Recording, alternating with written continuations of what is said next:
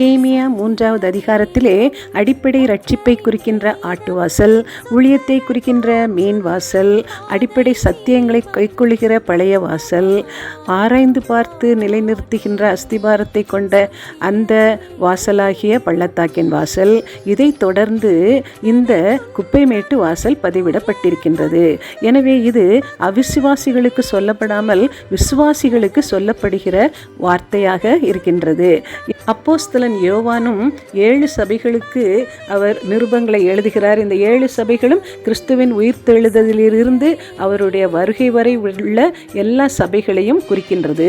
இந்த 7 சபைகளிலே சிமிர்னா மற்றும் பிலதெல்பியா இந்த 2 சபைகளை தவிர மற்ற ஒவ்வொரு சபையையும் பார்த்து மனம் திரும்பும்படி சொல்லுகிறதை நாம் பார்க்கின்றோம். அவர் அந்நியருக்கு சொல்லாமல் சபைக்குள்ளிருக்கிறவர்களை பார்த்து மனம் திரும்புங்கள் என்று மீண்டும் மீண்டும் சொல்லுகிறதை நாம் பார்க்கின்றோம்.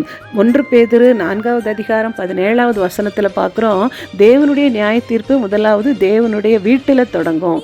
எனவே சபைகள் முதலாவதாக சுத்திகரிக்கப்பட வேண்டும் என்பது தான் இதனுடைய தாற்பயம்.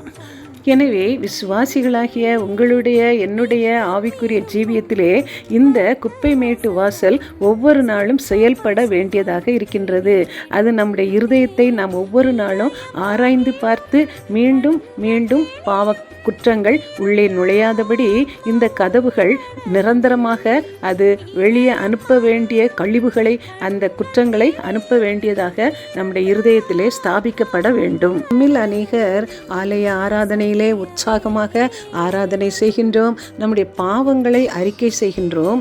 ஆனால் ஆலயத்தை விட்டு மீண்டும் வெளியே வரும் பொழுது எப்படி மீண்டும் நம்முடைய பாதரட்சைகளை அணிந்து கொண்டு வீட்டிற்கு போகிறோமோ அதை போல அதே பழைய பாவங்களை நம்முடைய இருதயத்திலே வைத்து கொண்டிருக்கிறவர்களாக இருக்கின்றோம். இந்த குப்பைமேட்டு வாசல் வழியாக கழிவுகள் அகற்றப்படாவிடில் அது நம்மை கேட்டுக்கு நேராக வழி நடத்திவிடும்.